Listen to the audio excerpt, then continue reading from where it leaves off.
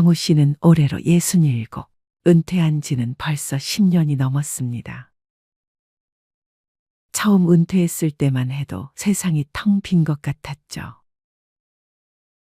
매일 아침 정해진 시간에 눈을 뜨고 양복을 입고 지하철을 타던 삶이 하루아침에 사라졌으니까요.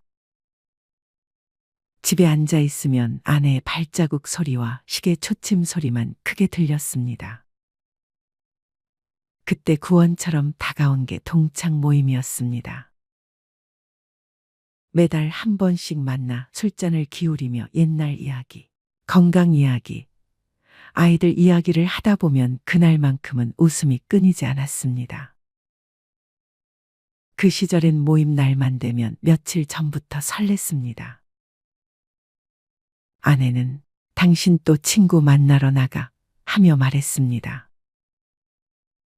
그때 정우 씨는 모임이 삶의 활력소라고 말하곤 했습니다. 하지만 시간이 흐르면서 모임은 조금씩 달라졌습니다. 처음엔 다들 비슷한 형편이었는데 몇 년이 지나자 서로의 삶의 격차가 눈에 보이기 시작했습니다. 어떤 친구는 자녀 덕분에 해외여행만 다니고, 어떤 친구는 여전히 손주 봐주느라 허리가 휘고, 어떤 친구는 투자의 성공에 퇴직금으로 아파트 2채를 사서 월세 받으며 산다고 자랑했습니다. 처음에는 그 얘기들이 그저 남의 이야기처럼 들렸지만 반복되다 보니 묘한 기분이 들기 시작했습니다. 나만 뒤처진 건가 하는 생각이 불쑥불쑥 들었죠. 그리고 언젠가부터 모임 회비가 슬금슬금 올라갔습니다. 야, 요즘 여기 말고 다른 데 가자. 여기 음식 너무 평범해. 그래, 우리도 좀 좋은 데 가야지. 몸 생각해서 소고기 먹자. 모임 한 번에 7만 원, 8만 원. 거기에 술값까지 얹히면 10만 원은 훌쩍 넘었습니다. 정우 씨는 속으로 계산기를 두드리며 이러다 생활비 구멍 나겠다 생각했지만 그렇다고 모임에서 돈 문제를 꺼내기엔 자존심이 허락하지 않았습니다. 요즘 좀 힘드니까 싼 데 가자라고 말하면 내가 쪼잔해 보이지 않을까? 그 말 한마디가 목구멍까지 차올랐다가 늘 삼켜졌습니다. 결정적인 일은 어느 날 벌어졌습니다. 모임 자리에서 한 친구가 무심코 말했습니다. 아니, 그 나이에 아직 전세 살아. 요즘 다들 집 하나는 사놓잖아. 그 말이 농담인지 진담인지도 모를 한마디였지만 정우 씨 귀에는 가시처럼 꽂혔습니다. 사실 정우 씨는 몇 년 전 자식 결혼을 도와주느라 퇴직금을 거의 다 썼습니다. 지금은 아내와 전세살이를 하고 있었죠. 집에 돌아오는 길, 그는 그날 찍은 모임 사진을 들여다보다가 휴대폰을 꺼버렸습니다. 사진 속에 환하게 웃고 있는 자신의 얼굴이 낯설게 느껴졌습니다. 나는 이 모임에서 더 이상 웃을 수가 없구나. 웃음 뒤에 숨겨진 씁쓸함이 이제는 감당하기 힘들게 느껴졌습니다. 몇 주 뒤 단톡방에 모임 공지가 올라왔습니다. 이번 달은 강남에 새로 생긴 한우 오마카세 갑시다. 1인 15만 원. 정우 씨는 휴대폰을 한참 들여다보다가 단톡방 상단에 나가기 버튼을 눌렀습니다. 마지막으로 남긴 메시지는 단 한 줄. 여기까지가 제 몫인 것 같습니다. 보내기를 누르고 나니 휴대폰 화면이 텅 비어 보였습니다. 이상하게도 후련하면서도 눈가가 뜨거워졌습니다. 그날 밤 그는 아내에게 조심스럽게 말했습니다. 나 모임 그만하기로 했어. 아내는 잠시 그를 바라보다가 조용히 고개를 끄덕였습니다. 잘했어. 당신 힘들어하는 거 나도 알고 있었어. 사실 요즘 이런 사람들이 많습니다. 모임을 끊는 이유는 단순히 사람이 싫어서가 아닙니다. 그보다도 이제는 내 시간을 더 소중하게 생각하게 되기 때문입니다. 경제적 부담도 큽니다. 모임 한 번에 10만 원씩 쓰다 보면 한 달 용돈의 절반이 날아갑니다. 건강 문제도 있습니다. 밤늦게까지 술자리를 이어가기엔 체력이 예전 같지 않습니다. 그리고 관계 스트레스. 나이 들수록 비교와 자랑, 뒷담화가 오가는 자리는 마음이 편치 않습니다. 이제는 남은 시간이 더 소중하다는 걸 깨닫고 정말 즐겁고 의미 있는 자리에만 나가야겠다고 생각하는 겁니다.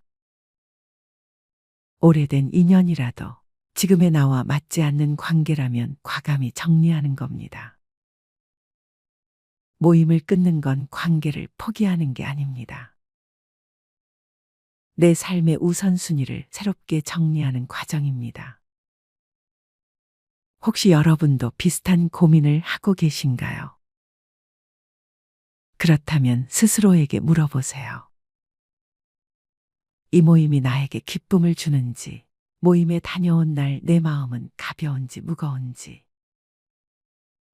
만약 답이 무겁다라면 과감히 쉬어도 됩니다. 대신 나를 편하게 해주는 사람, 나와 웃음을 나눌 수 있는 자리는 놓치지 마세요. 인생 후반부는 사람을 거르는 시기이기도 하지만 내 사람을 새롭게 만나는 시기이기도 하니까요. 여러분은 초등학교 동창 모임부터 시작하여 사회에서 참여하게 된 모임까지 다 합치면 몇 개 정도의 모임에 가입이 되어 있으신가요? 이름만 들어가 있는 밴드 모임 같은 것은 제외하고 적어도 월회비 정도를 걷는 모임 정도만 생각해 보세요. 회비를 내느냐 안 내느냐의 기준은 모임의 성격을 규정하는 데 가장 중요한 요인이 될 수 있습니다. 여러분은 어떠신가요? 정기적으로 회비를 내는 모임 몇 개 정도에 발을 들여놓고 계신가요? 또 회비를 내면서까지 남아있는 모임에는 왜 계속 참여하고 계신가요? 대부분 모임은 기분풀이나 물질적 이해관계 동기로 형성됩니다. 아직도 그 진정성이나 가치, 필연성 정당함을 무시 못할 모임도 많지만 실제로는 형식적이고 거칠에 가벼운 모임이 많습니다.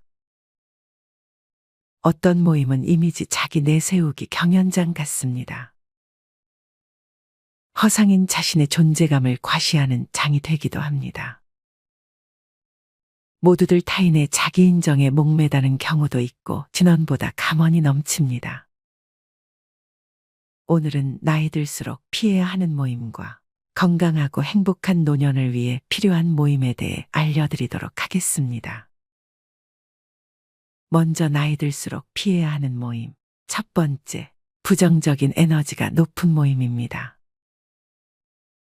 나이가 들면서 긍정적인 에너지가 필요한데 비판적이거나 부정적인 에너지가 높은 모임은 건강과 행복에 영향을 미칠 수 있습니다.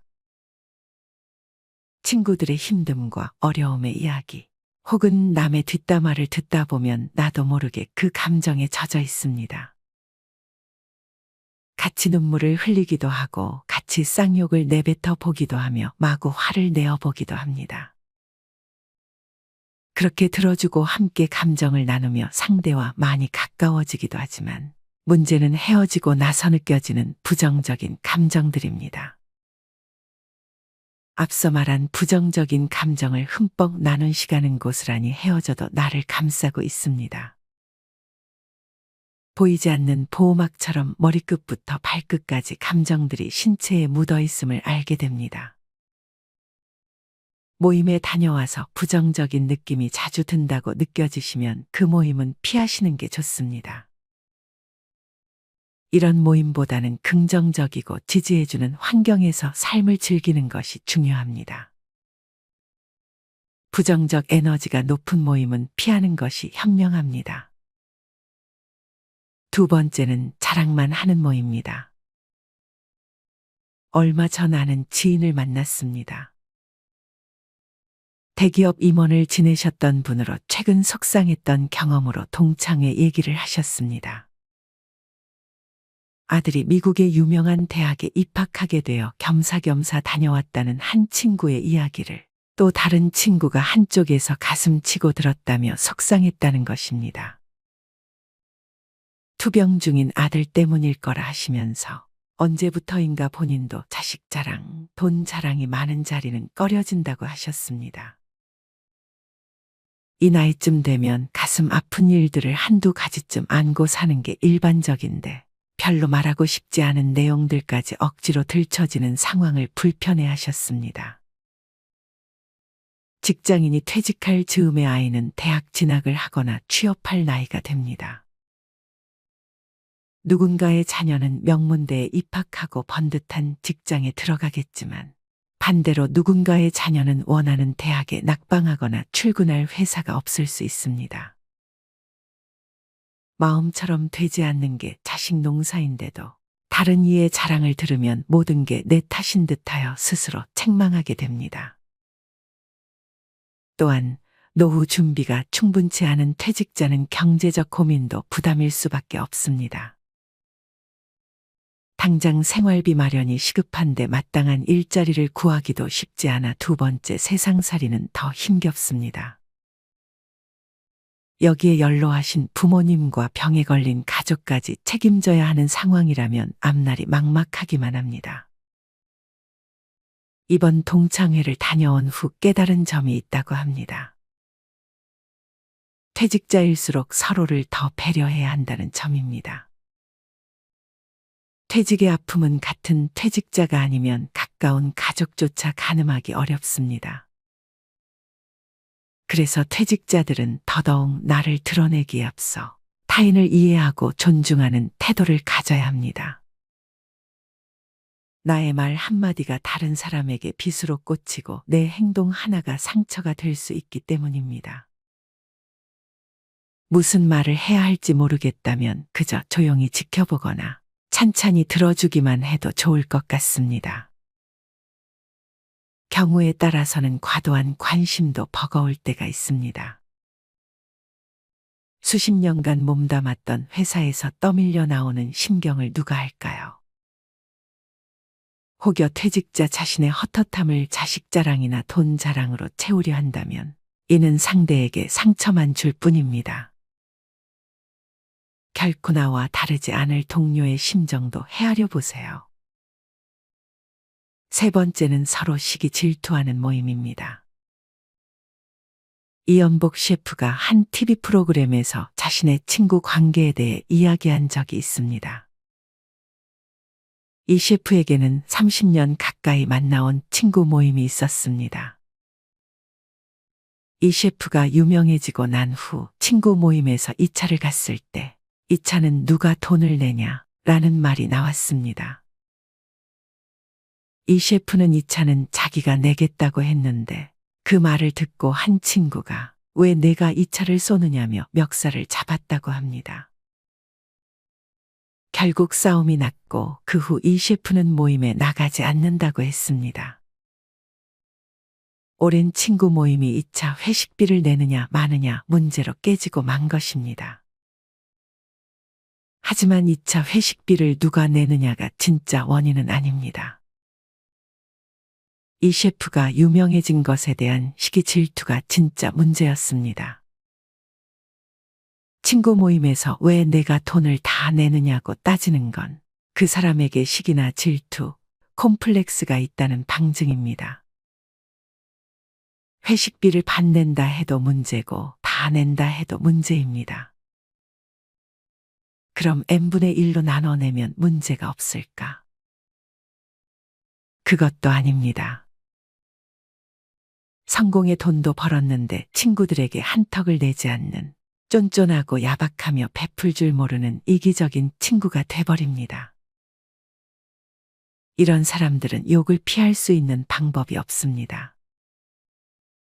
뭘 해도 비난받습니다. 그래서 결국 성공한 사람은 모임에 더는 나가지 않게 됩니다. 모임에 나가지 않는다고 욕을 안 먹는 건 아닙니다.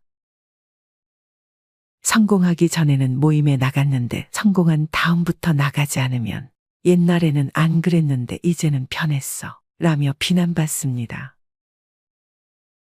결국 뭘 해도 욕을 먹습니다. 모든 친구가 다 이렇게 시기 질투의 감정으로 성공한 사람, 돈을 많이 번 사람을 비난하는 건 아닙니다. 시기 질투의 감정으로 말을 내뱉는 이는 소수입니다. 하지만 10명 중 1명 정도는 그럽니다. 비록 1명이지만 그 1명이 모임에서 이런 말을 하면 그 다음부터는 모임에 나가기가 두렵습니다. 그런 친구가 1명이라도 있으면 그 모임에 더는 나갈 수가 없습니다. 소위 성공한 후 모임에 나가지 못하는 사람이 이 셰프만은 아닙니다. 정말 많은 사람이 사회적으로 명성과 부를 얻은 후 과거 인연이 끊기고 맙니다. 밥값을 누가 내느냐, 얼마나 내느냐의 문제로 인간관계가 꼬인다는 건 참 우스운 일입니다. 그런데 친구 관계, 지인과 관계에서는 이게 참 중요합니다. 만나서 이야기만 하고 헤어지면 웬만한 경우가 아닌 한 사이가 틀어질 일이 없습니다. 하지만 만나서 이야기하다 보면 필연적으로 차값, 밥값, 술값 등을 지출해야 합니다. 이걸 어떻게 누가 부담하느냐에 따라 친구 관계가 영향을 받습니다. 어쨌든 이런 문제로 성공한 사람, 돈을 번 사람은 자신의 옛 모습을 잘 아는 친구들,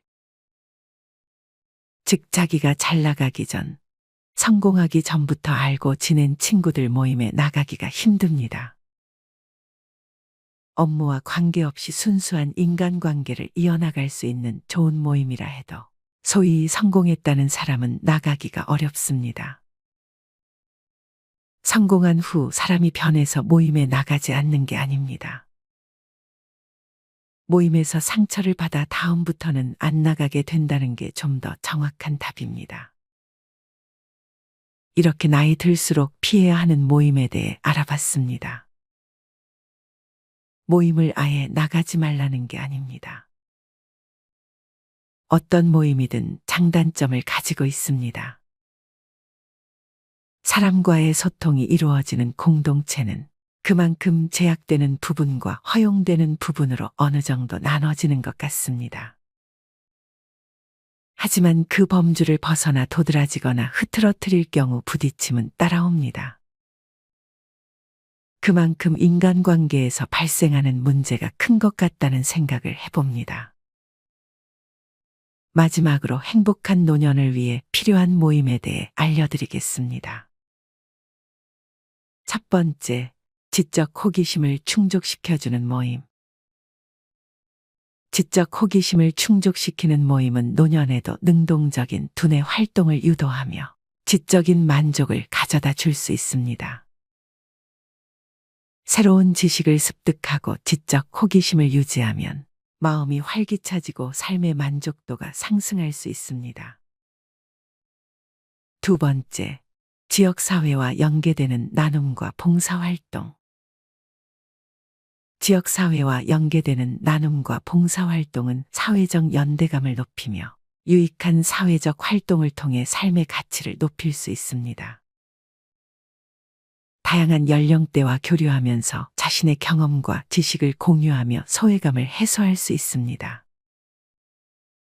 세 번째, 적절한 휴식과 여유를 즐기는 모임. 나이가 들면서 충분한 휴식과 여유를 제공하는 모임은 신체적인 피로와 스트레스를 완화시켜 줄 수 있습니다.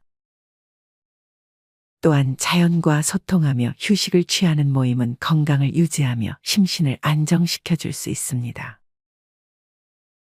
이렇게 나이가 들수록 에너지 소비 대비 혜택이 높은 모임, 건강에 이로운 활동 등을 통해 건강과 행복을 유지하고 향상시킬 수 있습니다. 스트레스 받는 모임보다는 자기 케어를 중시하며 긍정적인 활동을 통해 노년을 더욱 풍요롭게 만들어 나가세요. 나의 행복은 내가 직접 찾아나가야 행복한 노년을 위한 새로운 여정이 시작됩니다.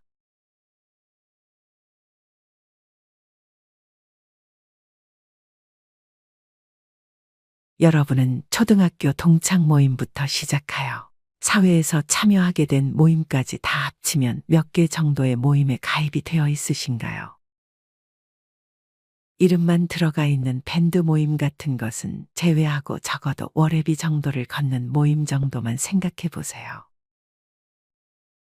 회비를 내느냐 안 내느냐의 기준은 모임의 성격을 규정하는 데 가장 중요한 요인이 될 수 있습니다. 여러분은 어떠신가요? 정기적으로 회비를 내는 모임 몇 개 정도에 발을 들여놓고 계신가요? 또 회비를 내면서까지 남아있는 모임에는 왜 계속 참여하고 계신가요? 대부분 모임은 기분풀이나 물질적 이해관계 동기로 형성됩니다. 아직도 그 진정성이나 가치, 필연성 정당함을 무시 못할 모임도 많지만 실제로는 형식적이고 거칠에 가벼운 모임이 많습니다. 어떤 모임은 이미지 자기 내세우기 경연장 같습니다. 허상인 자신의 존재감을 과시하는 장이 되기도 합니다. 모두들 타인의 자기 인정에 목매다는 경우도 있고 진원보다 감언이 넘칩니다. 오늘은 나이 들수록 피해야 하는 모임과 건강하고 행복한 노년을 위해 필요한 모임에 대해 알려드리도록 하겠습니다. 먼저 나이 들수록 피해야 하는 모임. 첫 번째, 부정적인 에너지가 높은 모임입니다. 나이가 들면서 긍정적인 에너지가 필요한데 비판적이거나 부정적인 에너지가 높은 모임은 건강과 행복에 영향을 미칠 수 있습니다. 친구들의 힘듦과 어려움의 이야기, 혹은 남의 뒷담화를 듣다 보면 나도 모르게 그 감정에 젖어 있습니다. 같이 눈물을 흘리기도 하고 같이 쌍욕을 내뱉어 보기도 하며 마구 화를 내어 보기도 합니다.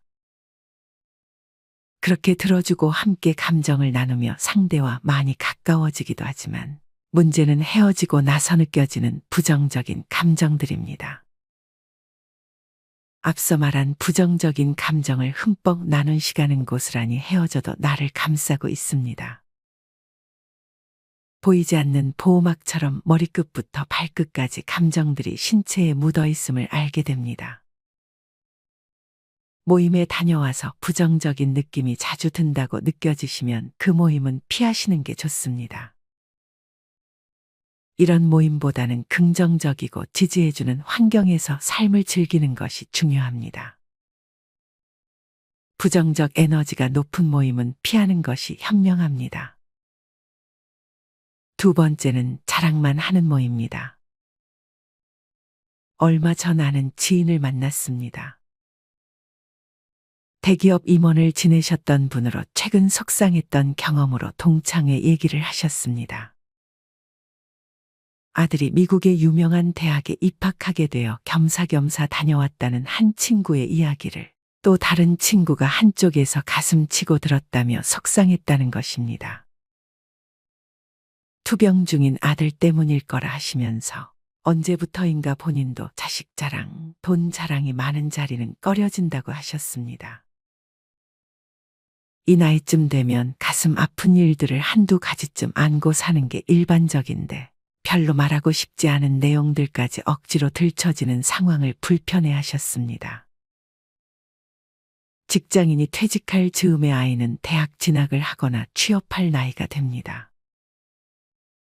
누군가의 자녀는 명문대에 입학하고 번듯한 직장에 들어가겠지만 반대로 누군가의 자녀는 원하는 대학에 낙방하거나 출근할 회사가 없을 수 있습니다.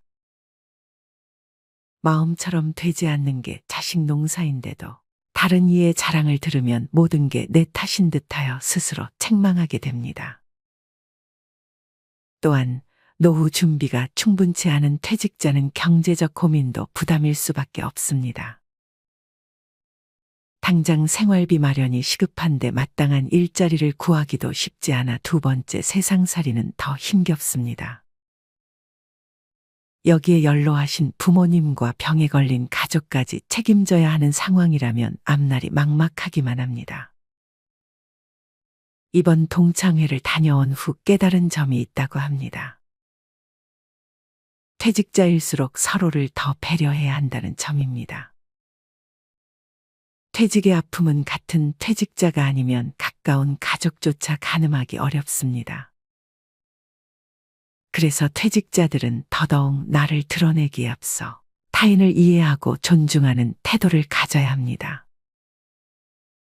나의 말 한마디가 다른 사람에게 빗으로 꽂히고 내 행동 하나가 상처가 될 수 있기 때문입니다. 무슨 말을 해야 할지 모르겠다면 그저 조용히 지켜보거나 찬찬히 들어주기만 해도 좋을 것 같습니다. 경우에 따라서는 과도한 관심도 버거울 때가 있습니다. 수십 년간 몸담았던 회사에서 떠밀려 나오는 심경을 누가 할까요? 혹여 퇴직자 자신의 헛헛함을 자식 자랑이나 돈 자랑으로 채우려 한다면 이는 상대에게 상처만 줄 뿐입니다. 결코 나와 다르지 않을 동료의 심정도 헤아려 보세요.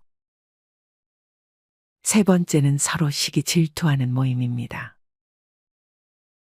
이연복 셰프가 한 TV 프로그램에서 자신의 친구 관계에 대해 이야기한 적이 있습니다. 이 셰프에게는 30년 가까이 만나온 친구 모임이 있었습니다. 이 셰프가 유명해지고 난 후 친구 모임에서 2차를 갔을 때 이 차는 누가 돈을 내냐? 라는 말이 나왔습니다. 이 셰프는 이 차는 자기가 내겠다고 했는데 그 말을 듣고 한 친구가 왜 내가 이 차를 쏘느냐며 멱살을 잡았다고 합니다. 결국 싸움이 났고 그 후 이 셰프는 모임에 나가지 않는다고 했습니다. 오랜 친구 모임이 2차 회식비를 내느냐 마느냐 문제로 깨지고 만 것입니다. 하지만 2차 회식비를 누가 내느냐가 진짜 원인은 아닙니다. 이 셰프가 유명해진 것에 대한 시기 질투가 진짜 문제였습니다. 친구 모임에서 왜 내가 돈을 다 내느냐고 따지는 건 그 사람에게 시기나 질투, 콤플렉스가 있다는 방증입니다. 회식비를 반낸다 해도 문제고 다 낸다 해도 문제입니다. 그럼 n분의 1로 나눠내면 문제가 없을까? 그것도 아닙니다. 성공의 돈도 벌었는데 친구들에게 한턱을 내지 않는 쫀쫀하고 야박하며 베풀 줄 모르는 이기적인 친구가 돼버립니다. 이런 사람들은 욕을 피할 수 있는 방법이 없습니다. 뭘 해도 비난받습니다. 그래서 결국 성공한 사람은 모임에 더는 나가지 않게 됩니다. 모임에 나가지 않는다고 욕을 안 먹는 건 아닙니다. 성공하기 전에는 모임에 나갔는데 성공한 다음부터 나가지 않으면 옛날에는 안 그랬는데 이제는 변했어 라며 비난받습니다. 결국 뭘 해도 욕을 먹습니다. 모든 친구가 다 이렇게 시기 질투의 감정으로 성공한 사람, 돈을 많이 번 사람을 비난하는 건 아닙니다. 시기 질투의 감정으로 말을 내뱉는 이는 소수입니다. 하지만 10명 중 1명 정도는 그럽니다.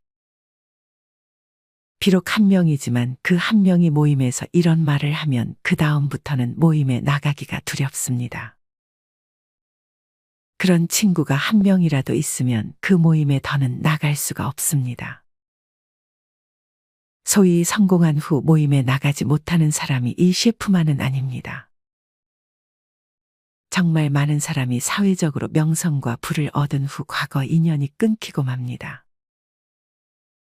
밥값을 누가 내느냐, 얼마나 내느냐의 문제로 인간관계가 꼬인다는 건 참 우스운 일입니다. 그런데 친구 관계, 지인과 관계에서는 이게 참 중요합니다. 만나서 이야기만 하고 헤어지면 웬만한 경우가 아닌 한 사이가 틀어질 일이 없습니다. 하지만 만나서 이야기하다 보면 필연적으로 차값, 밥값, 술값 등을 지출해야 합니다. 이걸 어떻게 누가 부담하느냐에 따라 친구 관계가 영향을 받습니다. 어쨌든 이런 문제로 성공한 사람, 돈을 번 사람은 자신의 옛 모습을 잘 아는 친구들. 즉 자기가 잘 나가기 전, 성공하기 전부터 알고 지낸 친구들 모임에 나가기가 힘듭니다. 업무와 관계없이 순수한 인간관계를 이어나갈 수 있는 좋은 모임이라 해도 소위 성공했다는 사람은 나가기가 어렵습니다. 성공한 후 사람이 변해서 모임에 나가지 않는 게 아닙니다. 모임에서 상처를 받아 다음부터는 안 나가게 된다는 게 좀 더 정확한 답입니다. 이렇게 나이 들수록 피해야 하는 모임에 대해 알아봤습니다. 모임을 아예 나가지 말라는 게 아닙니다. 어떤 모임이든 장단점을 가지고 있습니다. 사람과의 소통이 이루어지는 공동체는 그만큼 제약되는 부분과 허용되는 부분으로 어느 정도 나눠지는 것 같습니다. 하지만 그 범주를 벗어나 도드라지거나 흐트러뜨릴 경우 부딪힘은 따라옵니다. 그만큼 인간관계에서 발생하는 문제가 큰 것 같다는 생각을 해봅니다. 마지막으로 행복한 노년을 위해 필요한 모임에 대해 알려드리겠습니다. 첫 번째, 지적 호기심을 충족시켜주는 모임. 지적 호기심을 충족시키는 모임은 노년에도 능동적인 두뇌 활동을 유도하며 지적인 만족을 가져다 줄 수 있습니다. 새로운 지식을 습득하고 지적 호기심을 유지하면 마음이 활기차지고 삶의 만족도가 상승할 수 있습니다. 두 번째, 지역사회와 연계되는 나눔과 봉사활동. 지역사회와 연계되는 나눔과 봉사활동은 사회적 연대감을 높이며 유익한 사회적 활동을 통해 삶의 가치를 높일 수 있습니다. 다양한 연령대와 교류하면서 자신의 경험과 지식을 공유하며 소외감을 해소할 수 있습니다. 세 번째, 적절한 휴식과 여유를 즐기는 모임. 나이가 들면서 충분한 휴식과 여유를 제공하는 모임은 신체적인 피로와 스트레스를 완화시켜 줄 수 있습니다. 또한 자연과 소통하며 휴식을 취하는 모임은 건강을 유지하며 심신을 안정시켜 줄 수 있습니다.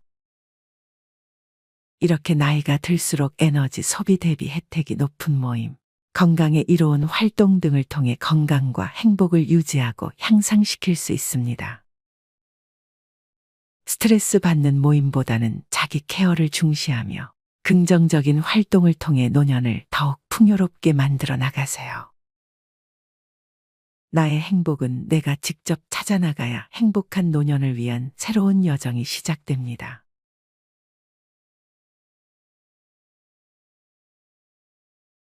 마지막으로 좋은 글 하나 소개해 드리겠습니다. 이 글을 들으면서 여러분들이 살아온 인생을 한번 돌아보시길 바랍니다. 이젠 나 스스로를 사랑해야 한다. 우리는 이 세상에 올 때 혼자였다. 갈 때도 동반자가 있을 리가 없다. 사람으로 사는 것은 필경 외로운 일일 것이다. 고독을 즐기다가 새로운 인생을 만난 사람도 있고 오랜 동행의 종지부를 찍은 사람도 있다. 내 삶의 가치는 결코 타인에 의해, 타인이 만들어 놓은 상황에 의해 매겨지는 것이 아니다.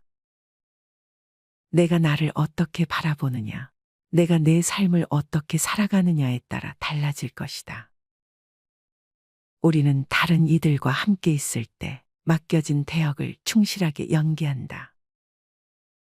늘 정해진 각본대로 따라하는 훈련이 자신의 진정한 모습을 잃어버리게 만든다. 당연히 스스로를 솔직하게 대면하지 못하는 사람이 생기기도 하고, 자기 자신을 평가하고 투자하는 데 철저히 인색했다. 혼자인 사람은 가장 자유로운 사람이다. 그러나 사람들은 자신의 배역에 익숙해져 있는 터라. 이런 자유를 마주하게 되면 오히려 충격에 빠진다. 그래서 상당수의 사람들이 혼자라는 사실을 참을 수 없어 한다. 혼자는 곧 외로우며 공허하고 단정 짓고 착각 속에 빠진다. 하지만 사람은 모두 자신의 길을 당당히 걸어가야 한다. 이젠 자식도 배우자도 일상의 삶에서 잠시 내려놓고 그들만큼이나 사랑한 열정을 오래 잊고 지냈던 나 자신과의 사랑을 위해 사용해 보기로 하자. 이젠 나 스스로를 사랑해야 한다. 내가 나를 사랑해주지 않으면 누가 날 나만큼 사랑해줄까? 최근에 혼자만의 시간을 누려본 기억이 있는가? 혼자서 여행을 가본 적이 있는가? 스스로 고독한 여행자가 되어보자. 한밤중 덜컹거리며 달리는 기차에 앉아 창밖으로 스쳐 지나가는 불빛을 바라보자. 고독은 생각을 풍성하게 키우고 그 차원을 높여준다. 많은 생각이 부담스러운가? 생각이 많은 것은 좋은 일이다. 그것을 조용히 음미할 때 우리의 영혼은 성장한다. 열심히 가정을 지키면서 살아온 나 자신을 마음껏 칭찬하자. 열심히 일하면서 지나온 내 삶을 한껏 사랑하자. 정성껏 마음 주고 걸음 좋은 내 이웃들을 중심으로 사랑하며 칭찬하자. 이젠 이만하면 쉴 자격 충분하니 더 이상 달려가지 못하더라도 달래고 추스릴 시간을 주자. 수고했다. 애썼다. 육신이 너덜너덜해질 만큼 약해진 나 자신에게 위로와 칭찬과 용기를 보내주자. 욕심부리고 때를 쓰고 푼 나 자신조차 따스하게 보듬으며 이해해주자. 잠시 거울 속에 내 얼굴을 정면으로 쳐다보자. 노화를 느낀 언젠가부터 자세히 보기 싫어진 내 얼굴이지만 오늘은 거울 속에 내 얼굴을 정면으로 뚫어져라 바라보자. 10년 전, 20년 전, 30년 전 사진의 내 얼굴을 생각하며 구석구석 찬찬히 현재의 내 모습을 바라보자. 저렇게 늙어가는구나. 나는 우울하고 안쓰러운 마음이 들 것이다. 그 얼굴에는 굴곡의 세월과 기쁨, 서러움의 시간이 묻어 있고 사랑과 이별과 망각의 시간들이 묻어 있다. 내 얼굴이지만 수많은 세월 동안 진지한 대화 한 번 없이 남의 물건처럼 방치해둔 내 모습이다. 언제 이렇게 수많은 주름살이 얼굴을 도배했을까? 언제 이렇게 떨어진 꽃잎의 색깔처럼 피부는 갈색 침전이 되었을까? 한때는 거울 속에 저 얼굴에도 신혼의 싱그러움이 있었다. 애들 초등학교 입학식 때 희망에 찬 젊은 부모의 기계가 있었을 것이다. 경제적 궁핍함에 힘든 세월 속에서도 꿋꿋이 웃음을 잃지 않던 얼굴이었고 애들의 교육 문제로 일희일비하던 극성스런 부모의 얼굴이었다. 갑자기 먼 길 떠나는 부모님과의 영원한 이별을 회한의 눈물로 보내드린 얼굴이었고 지금은 당시 부모님의 얼굴로 쓸쓸히 거울 속에 있다. 낯설게 변해버린 굳은 무표정의 얼굴에게 이젠 진정으로 좋은 표정을 선물해주자. 지난 세월 근심과 걱정 속에서 찌들어간 내 얼굴에게 앞으로는 웃음과 희망을 전해주고 더 이상 주름살은 남겨주지 않도록 노력하자. 열심히 살아온 내 얼굴에게 그동안 너무 고마웠다고 말해주자. 수십 년을 동고동락해준 내 얼굴에게 지구상에 오직 하나뿐인 내 얼굴에게 남은 시간은 우리들만을 위해 바치겠노라고 약속하자.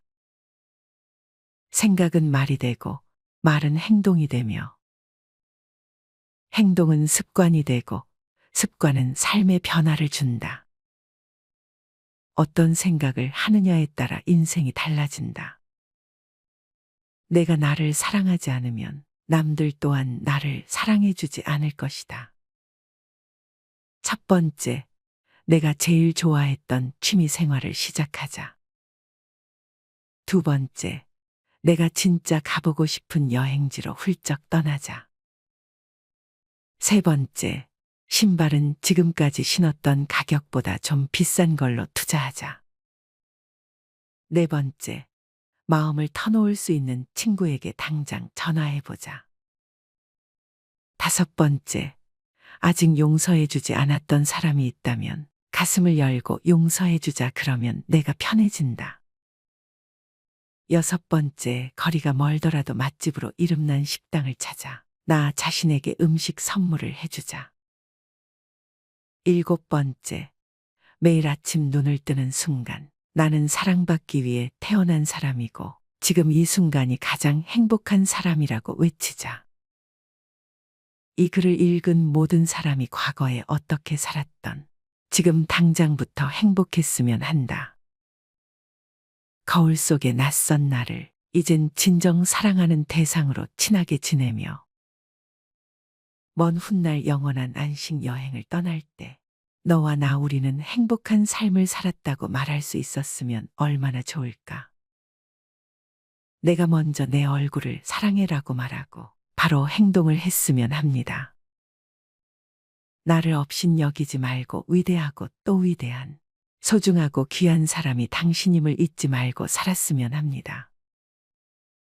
나는 지구상 하나뿐인 내 얼굴을 사랑합니다. 왜냐하면 한평생 희노애락을 같이 경험하며 살아온 얼굴이니까요. 이제는 늦기 전에 인생을 즐겨라. 아주 오래 살 것처럼 행동하면 어리석다. 걷지도 못할 때까지 기다리다가 인생을 후회하지 말고 몸이 허락하는 한 가보고 싶은 곳 여행하라. 혹시 병 들더라도 겁먹거나 걱정하지 마라. 태어나서 늙고 병들고 죽는 것은 누구에게나 오는 것 아닌가. 몸은 의사에게 맡기고 목숨은 하늘에 맡기고 마음은 스스로 책임져야 한다. 자식들이나 손자에 관한 일은 눈으로 보고 귀로 듣기만 하고 입은 꼭 다무셔라.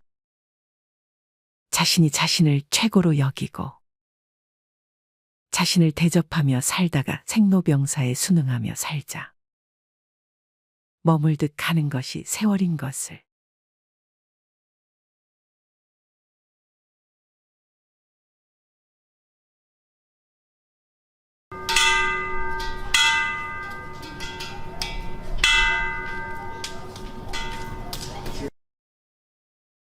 추석이 다가오자 정희 씨는 또다시 마음 한구석에 깊은 외로움이 밀려왔습니다.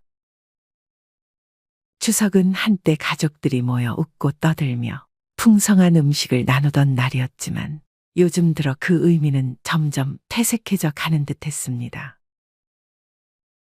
첫째 아들 승우와 둘째 아들 민재는 각자의 가정에 일에 매몰되어 명절에도 집을 찾지 않는 경우가 많았고 막내딸 혜지는 몸이 불편해 멀리까지 오는 일이 쉽지 않았습니다.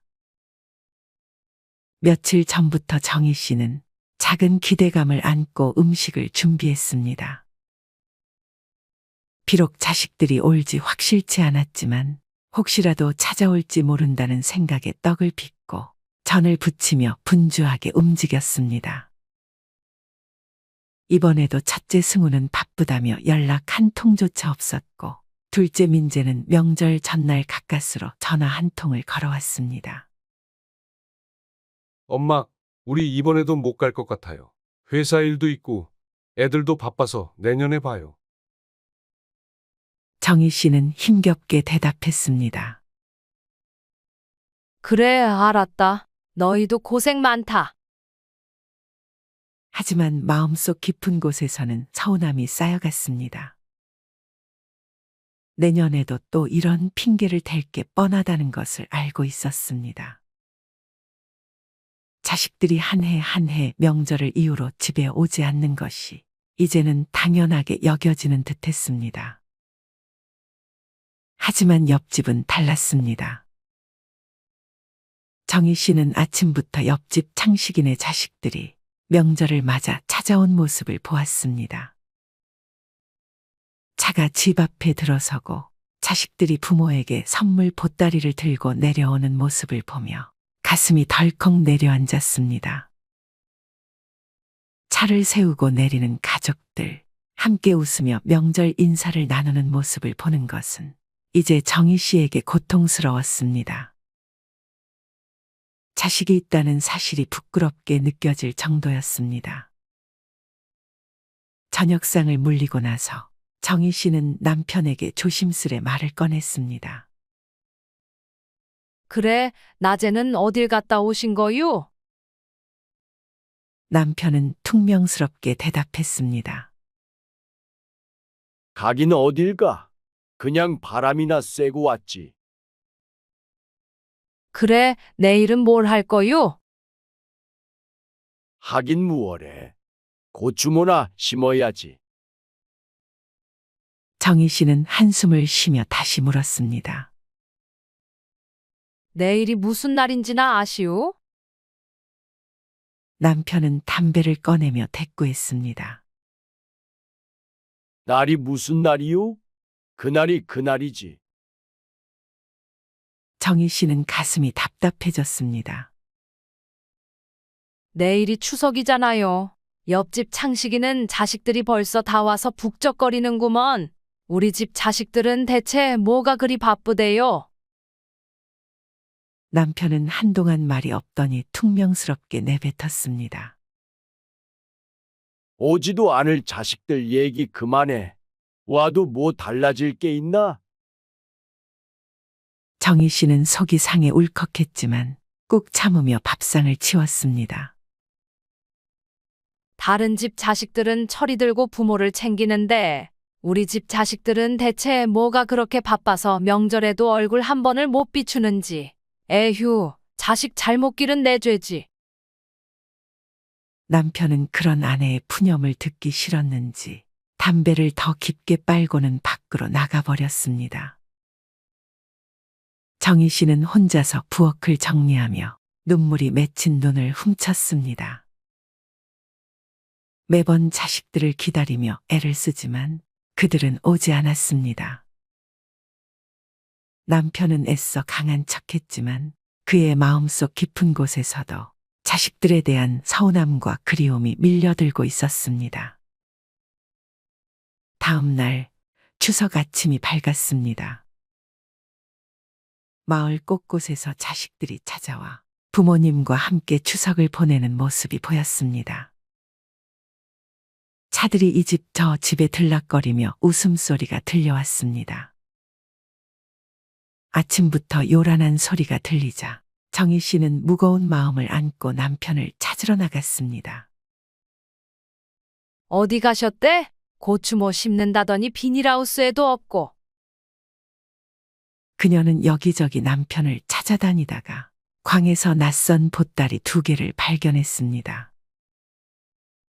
궁금한 마음에 보따리를 열어보니 그 안에는 참기름 1병과 고춧가루 그리고 엄나무 껍질이 들어 있었습니다. 큰아들 승우가 관절염으로 고생하는 걸 알고 남편이 미리 준비한 것이었습니다. 또 다른 보따리에는 참기름과 민들레 뿌리가 들어 있었습니다. 둘째 아들 민재가 간이 좋지 않다는 걸 알고 챙긴 것이었죠. 정희 씨는 눈시울이 붉어졌습니다. 남편이 자식들이 오지 않더라도 혹시나 올까 싶어 그들의 건강을 위해 미리 준비해 둔 것이었습니다. 그 마음을 생각하니 가슴이 아팠습니다. 자식들이 오지 않더라도 남편은 여전히 자식들을 위해 모든 것을 준비하고 있었습니다. 정희 씨는 마을 어귀로 나가보았습니다. 남편은 동네 장승배기에 앉아 저 멀리 마을 입구만 멍하니 바라보고 있었습니다. 구부정한 허리와 초췌한 모습으로 자식들이 오기만을 기다리고 있었습니다. 정희 씨는 남편의 옆에 다가가 시치미를 떼고 물었습니다. 여기서 뭘 하고 있어? 고추모는 안 뽑고? 남편은 대답 없이 먼 곳만 바라보았습니다. 정희 씨는 남편의 손을 잡고 말했습니다. 청승 떨지 말고 어서 갑시다. 자식놈들이 안 오던 게 어제 오늘 일도 아니잖아. 오늘도 안 올 것 뻔한데 왜 그리 기다려요? 남편은 묵묵히 일어나 아내를 따라가면서도 자꾸만 뒤를 돌아보았습니다. 정희 씨는 속상한 마음에 한마디 덧붙였습니다. 아무리 기다려도 안 오는 자식복이 어디서 생기겠쇼. 그냥 없는 듯이 살아요. 남편은 헛기침을 하며 쓸쓸하게 대꾸했습니다. 그렇긴 한데 그래도 혹시나. 집에 돌아와 남편과 함께 아침을 먹으려던 찰나 마당에서 누군가 큰 소리로 외쳤습니다. 어머니, 아버지, 막내딸 혜진과 사위가 땀을 뻘뻘 흘리며 헐레벌떡 들어왔습니다. 몸이 불편한 혜진이 사위와 함께 추석에 맞춰 찾아온 것이었습니다. 정희 씨와 남편은 깜짝 놀라 그들을 맞이했습니다. 아니, 네가 어떻게 여기까지 오다니? 정희 씨는 믿기지 않는 듯 딸을 바라보았습니다. 혜진은 웃으며 말했습니다. 어머니, 아버지, 오늘 추석이라 새벽부터 쑥 버무리떡을 해왔어요. 아버지 좋아하시잖아요. 정희 씨는 딸이 만든 따끈한 떡을 받아들며 눈물이 맺혔습니다. 그동안 자신도 모르게 멀어졌다고 생각했던 딸이 이렇게 애를 써서 찾아왔다는 사실이 감동적이었습니다. 사위도 한마디 덧붙였습니다. 장모님, 이 사람이 어제부터 난리였어요. 아버지께 드릴 쑥 버무리떡을 만들어야 한다고 새벽부터 쑥을 뜯으러 가자더니 이렇게 떡을 해왔지 뭐예요. 정희 씨는 딸 혜진이 가져온 쑥 버무리떡을 바라보며 목이 메어 더 이상 말을 잇지 못했습니다. 떡을 집어 한 입 먹는 순간 속이 뭉클해졌습니다. 남편도 딸이 만든 떡을 조용히 먹으며 목젖이 울컥하는 것을 느꼈습니다. 혜진은 다리가 불편해 제대로 걷기도 힘든 딸이었기에 그동안 늘 마음속 깊이 미안한 감정이 있었습니다. 혜진이 온전히 자신을 돌보지 못할 것이라고 생각했던 부모는 자식들이 자기만의 삶을 사는 것을 당연히 여겼고 막내딸에게도 큰 기대를 걸지 않았습니다. 혜진은 새벽부터 사위와 함께 손수떡을 만들어 온 것이었습니다. 그저 부모님께 드리고 싶다는 마음 하나로 불편한 몸을 이끌고 사위와 함께 추석에 찾아온 것입니다. 정희 씨는 그 마음이 고맙고도 미안했습니다. 어머니, 아버지, 여기 떡 더 있어요. 드시고 부족하면 더 드릴게요. 혜진은 웃으며 부모님 앞에 떡을 더 내놓았습니다. 남편은 눈시울이 붉어진 채로 천천히 떡을 집어들며 딸을 바라보았습니다. 그동안 자신의 기대 속에서 늘 아들들에게만 기대를 걸고 딸에게는 아무런 기대를 하지 않았던 것이 새삼스레 미안해졌습니다. 혜진이 몸이 불편하다고 해도 마음만큼은 누구보다 효심이 깊다는 것을 이제서야 깨달았습니다. 네가 이런 걸 해올 줄은 몰랐다. 남편은 어렵게 말을 꺼냈습니다. 다리도 불편한데 어쩌려고 이렇게까지 애를 썼냐? 혜진은 오히려 그 말을 듣고 장난스럽게 대답했습니다. 다리 좀 불편한 것 가지고 무슨 그냥 조금 더 천천히 걸으면 되지요. 부모님께 드릴 떡을 직접 만들어 오고 싶었어요. 혜진의 말에 정희 씨는 그만 울컥하고 말았습니다. 다른 자식들은 한 명도 오지 않았는데 혜진이 그 몸으로 멀리서까지 찾아와서 떡을 해왔다는 것이 너무나도 고맙고 가슴 아팠습니다.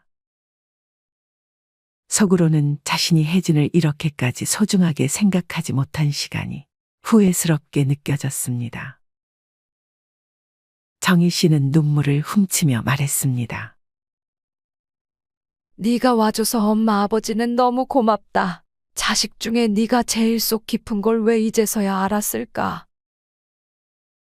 남편은 말없이 떡을 먹으면서도 속으로는 이미 자식들에 대한 서운함이 풀리는 것을 느끼고 있었습니다. 그는 한동안 손을 멈추더니 말을 꺼냈습니다. 네가 와준 덕분에 마음이 한결 편해진다. 아들놈들은 다들 바쁘다고 핑계만 대는데 이렇게 찾아와 주니 네가 우리한테는 더 고맙다. 혜진은 부모님의 그런 반응에 어색한 듯 웃으며 말했습니다. 무슨 말씀을요? 자식이 부모님께 찾아오는 게 당연한 일인데 제가 더 자주 못 와서 죄송해요. 정희 씨는 혜진이 불편한 몸으로도 부모를 챙기는 모습을 보며 점점 더 가슴이 아려왔습니다. 자식들에게 기대를 걸었던 것은 항상 첫째 아들과 둘째 아들이었는데 그들은 명절마다 당연하다는 듯이 오지 않았습니다. 큰 기대를 하지 않았던 막내딸이 오히려 그들에게 가장 큰 위로를 주고 있었습니다. 혜진은 계속해서 부모님을 위해 준비한 음식을 내놓으며 조용히 부모님과 함께 식사를 했습니다. 그녀의 남편도 그 자리에 함께 앉아 조용히 부모님을 챙겼습니다. 정희 씨는 딸과 사위의 그런 모습을 보면서도 여전히 아들들이 오지 않은 것에 대한 서운함을 떨칠 수 없었습니다. 하지만 동시에 막내딸 혜진이 자신들에게 진정한 효도를 하고 있다는 생각에 마음 한편에서 따뜻함이 올라왔습니다. 식사를 마친 후 혜진은 설거지를 하려 했습니다. 그러나 정희 씨는 혜진의 다리가 불편한 것을 알고 만류했습니다. 설거지는 엄마가 할 테니 네 몸이나 쉬어라. 그 몸으로 힘들었을 텐데 더 이상 무리하지 말고. 혜진은 고개를 저으며 대답했습니다. 어머니, 제가 할게요. 제가 하고 싶어요. 정희 씨는 딸의 고집에 결국 설거지를 함께 하기로 했습니다. 두 모녀가 부엌에서 함께 설거지를 하며 조용히 대화를 나누었습니다. 그동안 쌓였던 마음속 이야기가 조금씩 풀려나가고 딸과의 대화는 정희 씨에게 큰 위로가 되었습니다.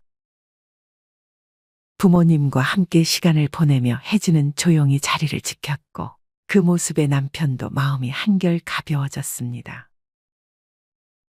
다른 자식들이 오지 않았지만 그 한 명의 딸이 부모님의 마음을 채워주고 있었습니다.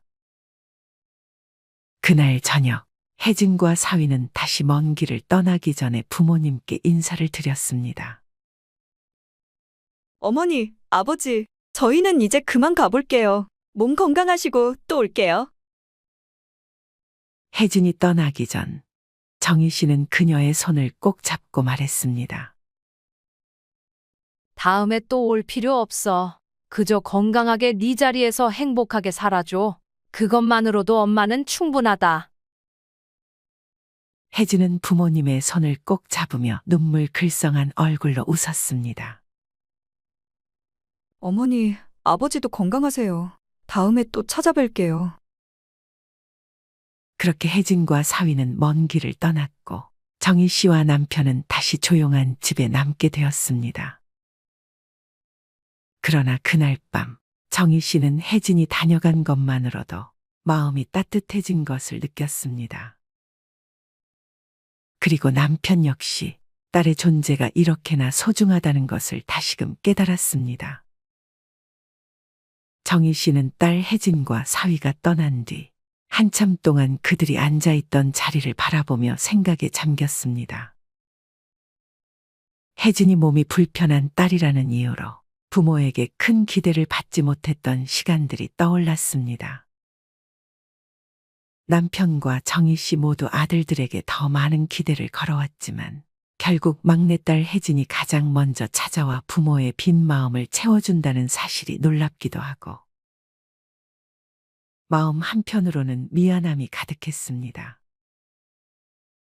정희 씨는 한숨을 내쉬며 부엌으로 갔습니다. 딸과 사위가 떠난 집은 다시 고요해졌고 쌓인 설거지를 마저 하려고 했지만 손이 잘 움직이지 않았습니다. 마음은 따뜻해졌지만 몸은 여전히 피곤했습니다. 딸과 함께한 짧은 시간이었지만 그 시간이 정희 씨에게는 오랫동안 기억에 남을 따스한 추억이 될 것임을 느꼈습니다. 그때 밖에서 남편이 천천히 집으로 들어오는 소리가 들렸습니다. 남편은 딸과 사위가 떠나자 다시 고요해진 집 안을 둘러보며 텅 빈 집이 더 크게 느껴지는 듯했습니다. 그는 소파에 조용히 앉아 담배를 꺼내 들었습니다. 불을 붙이기 전에 잠시 멈칫하더니 담배를 내려놓고는 담담한 목소리로 말을 꺼냈습니다. 참, 혜진이가 저렇게 올 줄은 몰랐네. 정희 씨는 설거지를 하던 손을 멈추고 남편을 바라보았습니다. 남편의 목소리에는 짙은 서글픔이 묻어나 있었습니다. 그렇지. 나도 생각지도 못했어. 혜진이가 그렇게 애써서 온 거 말이야. 남편은 깊은 한숨을 내쉬며 정희 씨에게 말을 건넸습니다. 큰 놈이나 둘째 놈은 바쁘다며 한 통화로 퉁치고 말았는데 막내가 그 몸으로 찾아와서 쑥 버무리 떡까지 만들어서 온 걸 생각하니 정말 미안하고 고맙네. 정희 씨는 조용히 고개를 끄덕였습니다. 그 아이가 부모 생각을 그렇게 하는 줄 알았더라면 내가 평생 그렇게 무심하지 않았을 텐데. 남편은 답답한 듯 손으로 얼굴을 문지르며 말을 이어갔습니다. 그동안 아들들만 기대했지. 혜진이한테는 큰 기대를 안 걸었잖아. 그냥 그 몸으론 뭐 할 수 있을까 싶어서 미안한 마음이 가득하구먼. 정희 씨도 그 말을 들으며 깊이 공감했습니다. 막내딸이 부모를 위해 그렇게 애써준 것에 대해 감사하면서도 과거의 딸을 제대로 챙기지 못한 죄책감이 몰려왔습니다. 나도 그래요. 혜진이가 부모 생각을 그렇게 할 줄은 몰랐어. 아들들한테만 기대 걸고 혜진이는 그냥 저 혼자 잘 살기만 해주면 된다고 생각했는데. 남편은 다시 한숨을 내쉬며 묵묵히 담배를 입에 물었습니다. 그는 그동안 자신이 아들들에게만 기대어왔던 것이 잘못된 생각이었음을 깨달았습니다. 정작 기대했던 아들들은 추석에도 오지 않고 부모를 위해 할 일을 외면한 채 자신의 일만 중요하게 여겼지만 혜진은 정성을 다해 부모를 챙겨주었습니다. 남편은 그 사실이 한편으로는 기뻤지만 또 다른 한편으로는 자식들을 잘못 대했던 과거에 대한 후회로 가슴이 답답했습니다. 그래도 혜진이 덕분에 마음이 풀렸어.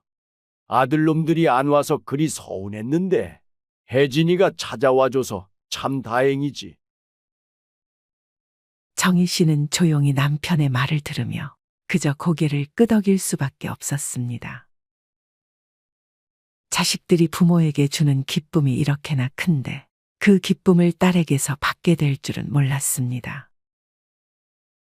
아들들이 오지 않아서 서운했지만 혜진이 찾아온 것만으로도 그 마음이 충분히 채워지는 듯했습니다. 내가 참 딸을 그렇게 소홀히 대했던 게 후회가 된다. 남편은 씁쓸한 표정으로 정희 씨를 보며 고백했습니다. 다른 집 자식들 다 오는 거 보면서 우리 자식들은 뭐가 그렇게 바쁜가 싶어서 화도 났는데 결국은 그 몸 불편한 딸이 부모 생각해서 찾아온 거 보니까 참 내 마음도 복잡하네. 정희 씨는 그런 남편의 말에 조용히 동의했습니다. 그럼 앞으로 혜진이한테라도 더 신경 써야겠지. 그래도 자식 중에 제일 마음 씀씀이가 깊은 아인데. 남편은 담배를 내려놓고 천천히 고개를 끄덕였습니다. 그래야지. 이제는 혜진이도 더 자주 불러서 챙겨야겠어. 아들들은 자기 일 때문에 바쁘다지만 부모에게도 더 신경을 써야지. 혜진이 같은 자식이 있어서 그나마 다행이지. 정희 씨는 남편과 한참 동안 이런저런 이야기를 나누며 그동안 쌓여있던 서운함을 풀어갔습니다. 아들들이 오지 않은 것에 대한 실망은 컸지만 딸이 부모를 잊지 않고 찾아와 준 것만으로도 큰 위로가 되었습니다. 그날 밤 정희 씨는 침대에 누워 딸이 찾아온 기억을 되새기며 생각에 잠겼습니다. 그 몸으로도 부모에게 무언가를 해주고 싶어 했던 혜진의 마음이 너무 고마웠고 그 마음을 진작 알지 못했던 자신이 미안했습니다. 비록 큰 기대를 걸지 않았던 딸이었지만 정희 씨는 혜진이야말로 자식들 중 가장 마음이 깊고 부모를 생각해주는 자식이라는 사실을 다시금 깨달았습니다. 한편 남편도 침대에 누워 눈을 감았지만 쉽게 잠이 오지 않았습니다.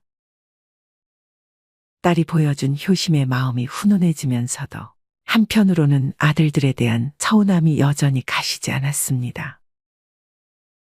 하지만 남편은 결국 자식을 다 키우고 나면 부모의 마음이 이토록 외로워질 수밖에 없다는 사실을 받아들이기로 했습니다. 추석이 지나고도 남편과 정희 씨는 종종 혜진과 사위가 찾아왔던 그날을 떠올리며 위로를 받았습니다. 비록 아들들은 바쁘다는 핑계로 명절에 찾아오지 않았지만 혜진이 보여준 그 작은 정성은 오랫동안 두 부부의 마음을 따뜻하게 해주었습니다. 부모는 여전히 아들들에게 서운함을 품고 있지만 딸의 진심 덕분에 그 서운함을 덜어내고 조금 더 기쁜 마음으로 일상을 살아갈 힘을 얻었습니다.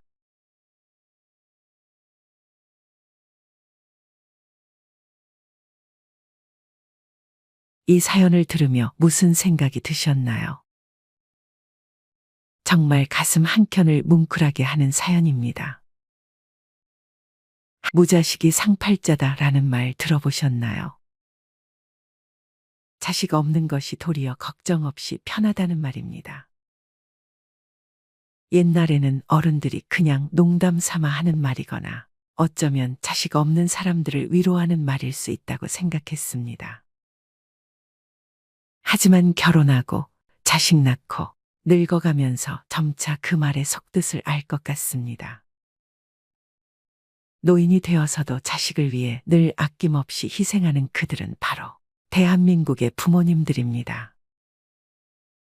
부모들은 자식이 태어난 순간부터 자식을 위해 평생 희생하고 헌신하며 삽니다. 외국의 경우는 일정 나이가 되면 홀로 독립해서 자신의 삶을 꾸려 나가는 경우가 대부분이지만 우리나라의 경우는 결혼을 시키는 것까지 부모가 책임져야 합니다. 이처럼 혼신을 다해서 자녀들의 뒷바라지를 하고 나면 부모에게 남는 것은 거의 없습니다. 부모 자신들을 위한 노후 대책은 생각할 여유가 없는 것이죠. 그렇다고 예전처럼 자녀가 노후에 부모를 부양하는 것도 아닙니다. 자식은 키우는데 공도 들지만 때론 삶 자체를 좌지우지하는 존재이기도 합니다. 자식으로 인해 기쁘기도 하지만 어쩌다 자식에게 불행한 일이 닥쳤을 때 겪는 고통은 그 무엇과도 비교할 수 없을 만큼 큽니다. 요즘 남에게 말 못하는 가슴앓이를 하며 사는 부모들이 너무도 많습니다. 잘 나가는 아들은 내 아들이 아니고 빚진 아들은 내 아들이다라는 말이 있듯이 자식들은 부모에게 필요한 것이 있을 때만 전화하고 찾아옵니다. 자식에게 모든 것을 주는 부모가 되어서는 안 됩니다. 하지만 자식들이 사업한다, 뭐 한다는 이유로 부모에게 돈이 필요하다고 손을 내밀면 그걸 무시할 수 있는 부모는 과연 몇이나 될까요? 그나마 경제 능력이 있으면 다행입니다.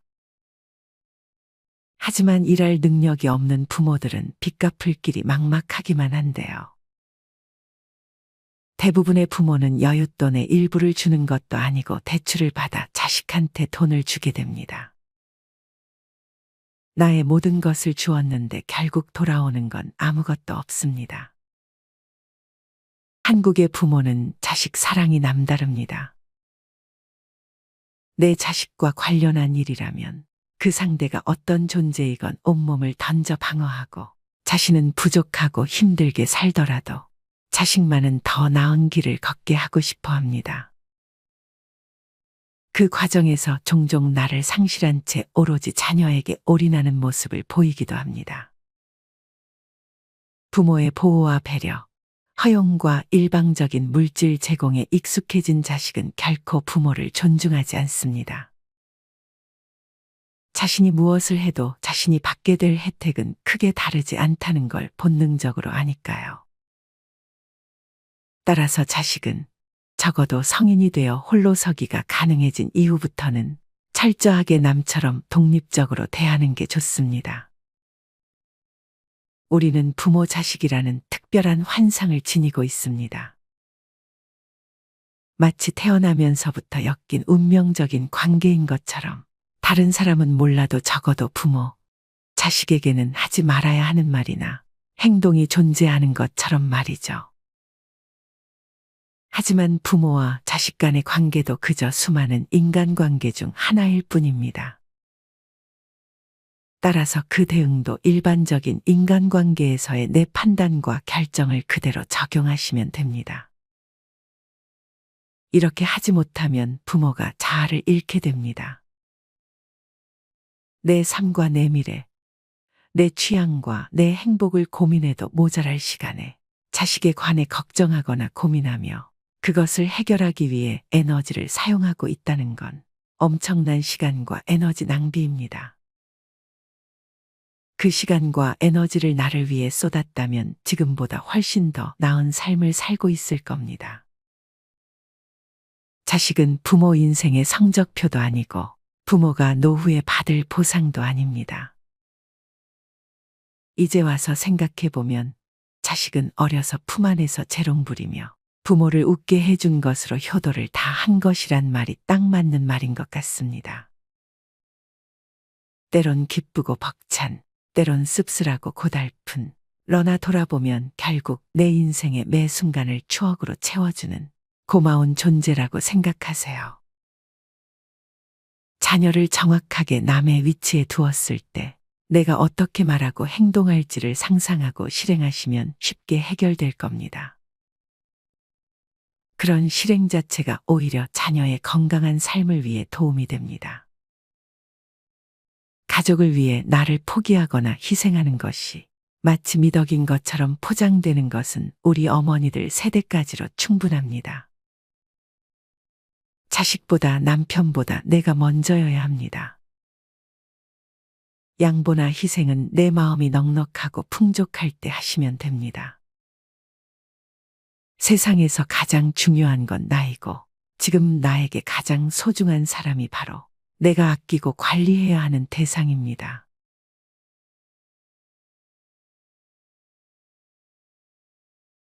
마지막으로 좋은 글 하나 소개해 드리겠습니다. 이 글을 들으면서 여러분들이 살아온 인생을 한번 돌아보시길 바랍니다. 이젠 나 스스로를 사랑해야 한다. 우리는 이 세상에 올 때 혼자였다. 갈 때도 동반자가 있을 리가 없다. 사람으로 사는 것은 필경 외로운 일일 것이다.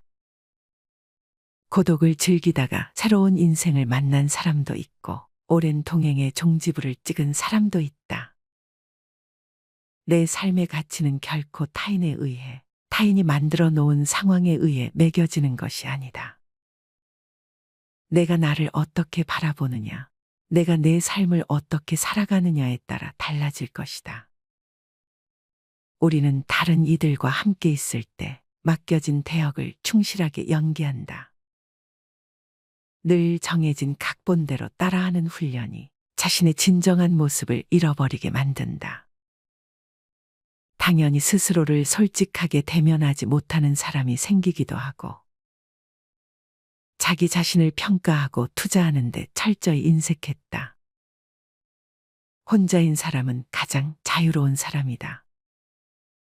그러나 사람들은 자신의 배역에 익숙해져 있는 터라 이런 자유를 마주하게 되면 오히려 충격에 빠진다.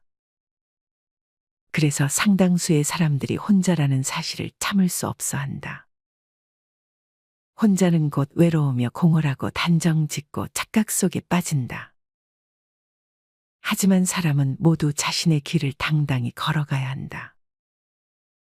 이젠 자식도 배우자도 일상의 삶에서 잠시 내려놓고 그들만큼이나 사랑한 열정을 오래 잊고 지냈던 나 자신과의 사랑을 위해 사용해 보기로 하자.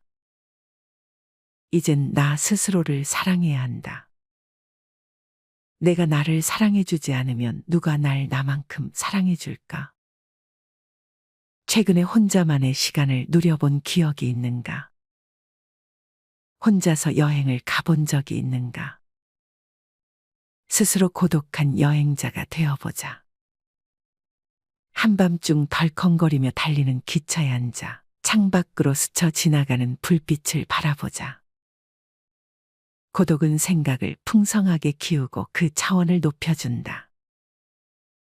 많은 생각이 부담스러운가? 생각이 많은 것은 좋은 일이다. 그것을 조용히 음미할 때 우리의 영혼은 성장한다. 열심히 가정을 지키면서 살아온 나 자신을 마음껏 칭찬하자.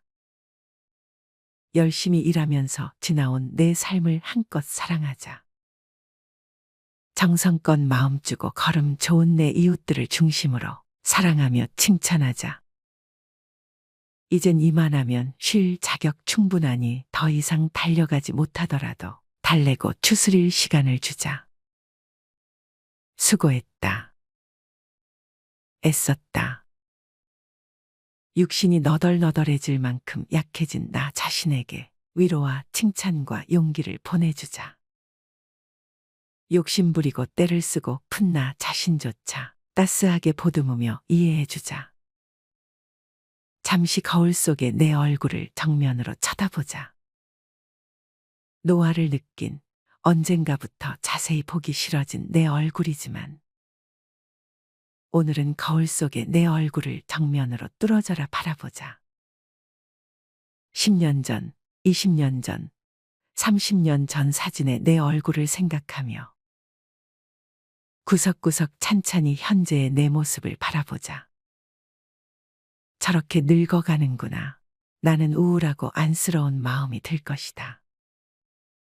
그 얼굴에는 굴곡의 세월과 기쁨, 서러움의 시간이 묻어 있고 사랑과 이별과 망각의 시간들이 묻어 있다. 내 얼굴이지만 수많은 세월 동안 진지한 대화 한 번 없이 남의 물건처럼 방치해둔 내 모습이다. 언제 이렇게 수많은 주름살이 얼굴을 도배했을까? 언제 이렇게 떨어진 꽃잎의 색깔처럼 피부는 갈색 침전이 되었을까? 한때는 거울 속에 저 얼굴에도 신혼의 싱그러움이 있었다. 애들 초등학교 입학식 때 희망에 찬 젊은 부모의 기계가 있었을 것이다. 경제적 궁핍함에 힘든 세월 속에서도 꿋꿋이 웃음을 잃지 않던 얼굴이었고 애들의 교육 문제로 일희일비하던 극성스런 부모의 얼굴이었다. 갑자기 먼 길 떠나는 부모님과의 영원한 이별을 회한의 눈물로 보내드린 얼굴이었고 지금은 당시 부모님의 얼굴로 쓸쓸히 거울 속에 있다. 낯설게 변해버린 굳은 무표정의 얼굴에게 이젠 진정으로 좋은 표정을 선물해주자.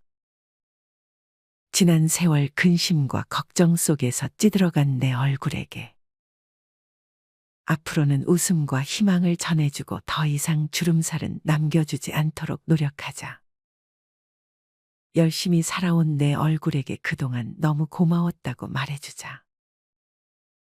수십 년을 동고동락해준 내 얼굴에게, 지구상에 오직 하나뿐인 내 얼굴에게, 남은 시간은 우리들만을 위해 바치겠노라고 약속하자. 생각은 말이 되고 말은 행동이 되며 행동은 습관이 되고 습관은 삶의 변화를 준다. 어떤 생각을 하느냐에 따라 인생이 달라진다. 내가 나를 사랑하지 않으면 남들 또한 나를 사랑해주지 않을 것이다. 첫 번째, 내가 제일 좋아했던 취미 생활을 시작하자. 두 번째, 내가 진짜 가보고 싶은 여행지로 훌쩍 떠나자. 세 번째, 신발은 지금까지 신었던 가격보다 좀 비싼 걸로 투자하자. 네 번째, 마음을 터놓을 수 있는 친구에게 당장 전화해보자. 다섯 번째, 아직 용서해주지 않았던 사람이 있다면 가슴을 열고 용서해주자. 그러면 내가 편해진다. 여섯 번째, 거리가 멀더라도 맛집으로 이름난 식당을 찾아 나 자신에게 음식 선물을 해주자. 일곱 번째, 매일 아침 눈을 뜨는 순간 나는 사랑받기 위해 태어난 사람이고 지금 이 순간이 가장 행복한 사람이라고 외치자. 이 글을 읽은 모든 사람이 과거에 어떻게 살았던 지금 당장부터 행복했으면 한다. 거울 속의 낯선 나를 이젠 진정 사랑하는 대상으로 친하게 지내며 먼 훗날 영원한 안식 여행을 떠날 때 너와 나 우리는 행복한 삶을 살았다고 말할 수 있었으면 얼마나 좋을까. 내가 먼저 내 얼굴을 사랑해라고 말하고 바로 행동을 했으면 합니다. 나를 없인 여기지 말고 위대하고 또 위대한 소중하고 귀한 사람이 당신임을 잊지 말고 살았으면 합니다. 나는 지구상 하나뿐인 내 얼굴을 사랑합니다. 왜냐하면 한평생 희노애락을 같이 경험하며 살아온 얼굴이니까요. 이제는 늦기 전에 인생을 즐겨라. 아주 오래 살 것처럼 행동하면 어리석다. 걷지도 못할 때까지 기다리다가 인생을 후회하지 말고 몸이 허락하는 한 가보고 싶은 곳 여행하라. 혹시 병 들더라도 겁먹거나 걱정하지 마라. 태어나서 늙고 병들고 죽는 것은 누구에게나 오는 것 아닌가. 몸은 의사에게 맡기고 목숨은 하늘에 맡기고 마음은 스스로 책임져야 한다. 자식들이나 손자에 관한 일은 눈으로 보고 귀로 듣기만 하고 입은 꼭 다무셔라. 자신이 자신을 최고로 여기고 자신을 대접하며 살다가 생로병사에 순응하며 살자. 머물듯 가는 것이 세월인 것을.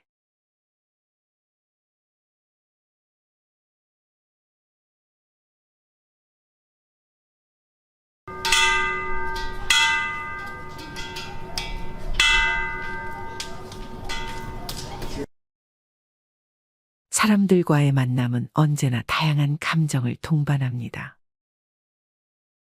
어떤 사람과의 대화는 편안하고 따뜻하게 느껴지지만 다른 사람과는 왠지 모르게 거리감과 어색함이 생기기도 하죠. 인간관계는 겉보기엔 간단해 보여도 사실 많은 감정과 노력이 뒤따르는 복잡한 과정입니다. 말 한마디, 행동 하나가 관계를 부드럽게 만들 수도 긴장감을 불러일으킬 수도 있습니다. 그렇다면 왜 우리는 어떤 사람에게는 마음을 활짝 열고 또 어떤 사람에게는 닫게 될까요? 그 답은 우리가 얼마나 서로를 이해하고 배려하는지에 달려 있습니다. 오늘은 인간관계를 풍요롭게 만들어줄 3가지 배려의 기술을 소개하려 합니다. 이 기술들은 단순한 배려를 넘어 사람들의 신뢰를 얻고 관계를 깊이 있게 만드는 힘을 가지고 있습니다. 끝까지 함께해 보세요. 여러분의 인간관계가 한층 더 빛날 수 있을 것입니다. 첫 번째, 실수를 덮어주는 여유로운 태도. 누구나 실수를 합니다. 하지만 실수를 바라보는 태도는 사람마다 다릅니다. 예를 들어, 누군가 모임에서 음료를 엎질렀다고 상상해 보세요. 어떻게 그렇게 실수를 할 수 있어요? 라고 지적하는 사람도 있을 것이고, 괜찮아요. 누구나 그럴 수 있죠. 제가 도와드릴게요. 라고 말하는 사람도 있을 겁니다. 두 사람 중 누구에게 더 마음이 열릴까요? 우리는 모두 실수 앞에서 위축되곤 합니다. 하지만 누군가 나의 실수를 따뜻하게 감싸준다면 그 사람에 대한 신뢰와 편안함은 더욱 커질 것입니다. 실수를 덮어주는 태도는 단순히 넘어가는 것이 아니라 상대방의 자존심을 지켜주는 배려입니다. 이는 상대에게 나는 당신을 있는 그대로 받아들입니다라는 메시지를 전달하며 관계를 더욱 부드럽게 만들어줍니다. 사례를 들어보겠습니다. 한 회식 자리에서 한 동료가 실수로 음료를 쏟았다고 상상해 보세요. 그 순간 누군가는 불쾌한 표정을 지으며 말을 삼가는 반면 누군가는 웃으며 저도 가끔 이런 일이 생겨요. 별일 아니에요. 라고 말할 수 있습니다. 후자의 태도가 훨씬 더 따뜻하고 긍정적인 관계를 만드는데 기여할 것입니다. 오늘부터 작은 실수를 마주할 때 한 번쯤 모른 척 넘어가 보세요. 그 한 번의 여유로운 태도가 상대방의 마음을 열고 관계를 따뜻하게 만들 수 있을 것입니다. 작은 배려는 단순한 격려 이상의 힘을 가집니다. 예를 들어 업무 중 중요한 회의에서 실수한 동료를 위로하는 방식도 같은 맥락에서 중요합니다.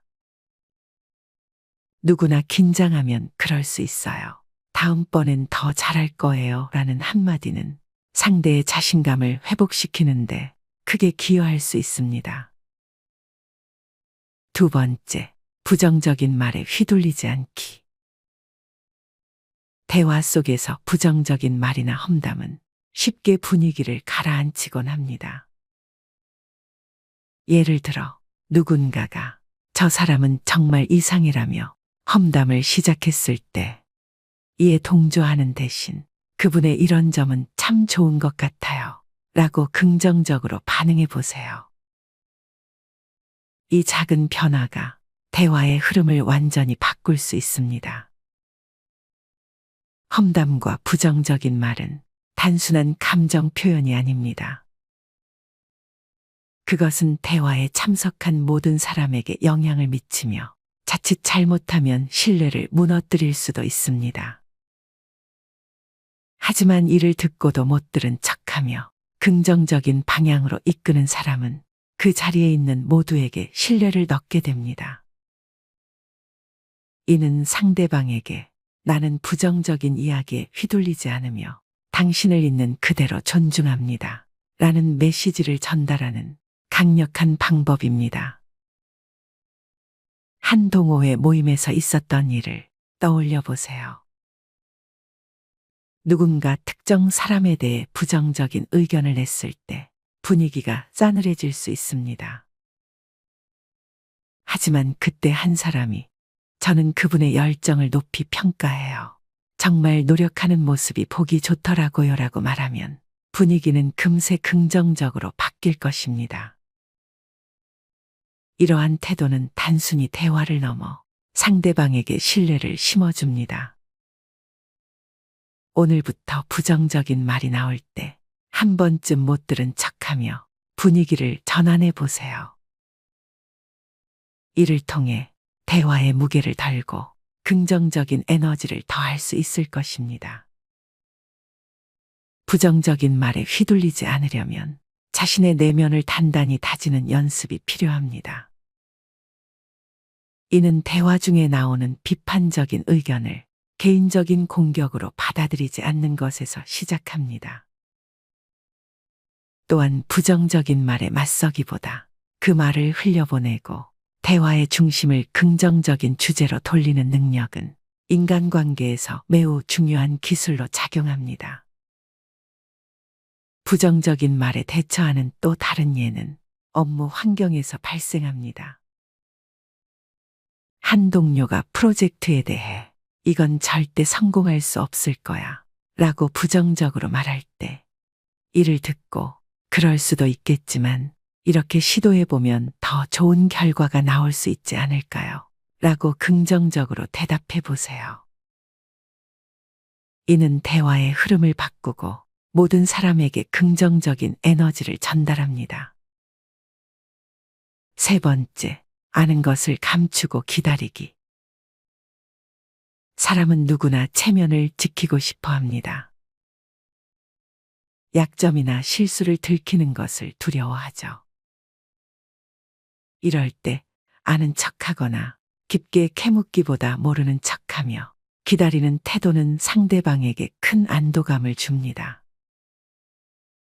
이는 그들에게 자존감을 지켜주는 동시에 신뢰를 쌓는 중요한 방식입니다. 예를 들어 친구가 경제적으로 어려움을 겪고 있음을 알게 되었을 때 이를 직접적으로 언급하기보다는 오늘은 내가 대접할게 라고 자연스럽게 넘어가는 것이 좋습니다. 또 동료의 발표에서 명백한 실수를 발견했더라도 좋은 의견이네요. 이런 방향도 추가하면 더 좋을 것 같아요. 라고 부드럽게 제안해 보세요. 이는 상대방의 체면을 지키면서도 더 나은 방향으로 나아갈 기회를 제공합니다. 사람은 스스로 준비되었을 때 자신의 어려움을 이야기하고 싶어 합니다. 그 과정을 기다려주는 여유는 상대방에게 큰 위로가 됩니다. 한 가족 모임에서 한 친척이 다소 어색한 태도로 대화를 이어가고 있었다고 상상해 보세요. 그 순간 다른 사람이 자극적인 질문을 던진다면 분위기가 더욱 어색해질 겁니다. 반면 요즘 어떻게 지내세요? 건강은 괜찮으신가요? 와 같은 가벼운 질문으로 대화를 이어간다면 상대방은 더 편안함을 느끼고 대화에 참여할 수 있을 것입니다. 또한 상대방이 말을 꺼내기 전에 그들의 상황을 너무 깊이 파헤치지 않는 것이 중요합니다. 이는 관계를 더 부드럽게 만들고 상대방이 스스로 이야기를 시작할 기회를 주는 배려의 표현입니다. 기다림은 단순히 침묵이 아니라 상대방을 존중하고 신뢰하는 마음을 보여주는 행동입니다. 아는 것을 감추는 태도는 단순히 침묵하는 것만을 의미하지 않습니다. 이는 상대방이 스스로 표현할 수 있도록 공간을 열어주는 것입니다. 예를 들어 직장에서 동료가 실수를 저질렀을 때 이를 바로 지적하기보다는 이 부분을 이렇게 수정해 보면 더 좋아질 것 같아요. 함께 고민해 볼까요? 라고 말하는 것이 상대방의 체면을 지켜주고 동시에 문제를 해결하는 데도 도움을 줄 수 있습니다. 오늘 알아본 실수를 덮어주는 태도, 부정적인 말에 휘둘리지 않기, 아는 것을 감추고 기다리기는 단순한 행동이 아닙니다. 이는 상대를 존중하고 배려하는 진심 어린 태도이며 인간관계를 더욱 깊고 따뜻하게 만들어줍니다. 작은 배려가 쌓여 큰 신뢰를 만듭니다. 오늘부터 이 세 가지 기술을 실천해 보세요. 이를 통해 주변 사람들의 마음을 열고 자신 또한 신뢰받는 사람으로 성장할 수 있을 것입니다. 그리고 여러분이 알고 있는 배려의 이야기가 있다면 함께 나누어 주세요. 이 글이 여러분의 인간관계에 작은 도움이 되기를 바랍니다. 더 나아가 배려는 단순히 관계를 개선하는데 그치지 않습니다. 이는 우리의 삶 전반을 긍정적으로 변화시킬 수 있는 강력한 도구입니다. 배려를 통해 만들어진 신뢰와 존중은 개인의 성장을 촉진하고 더 나아가 사회적 유대를 강화하는 데도 큰 역할을 합니다. 지금 이 순간부터 실천해 보세요. 그 변화는 생각보다 가까이에 있습니다. 여러분들은 지금 당장 편하게 연락할 수 있는 친구가 몇 명이나 있습니까? 막상 연락하려고 핸드폰을 꺼내 연락처를 찾아봐도 선뜻 연락할 수 있는 친구가 별로 없을 것입니다. 우리의 삶은 항상 외롭다는 느낌을 받습니다. 특히 나이가 들면서 인생의 시간이 흐를수록 더더욱 그렇게 느껴지는 법이지요. 나이가 들수록 주위의 사람들이 점점 사라집니다. 왕년에는 매일 같이 친구와 만나서 술 한 잔 기울이며 허심탄회하게 얘기하며 지냈는데 지금은 연락할 친구가 없어 외로운 적 많았을 겁니다. 나이가 들어갈수록 평생을 가까이서 함께 늙어갈 것 같던 친구도 멀어지고 그마저 있던 지인들도 각자의 삶을 향해 떠나갑니다. 새로운 친구들을 사귀기에는 더 힘들어집니다. 하지만 나이가 들수록 친구가 사라지는 것은 당연한 일입니다.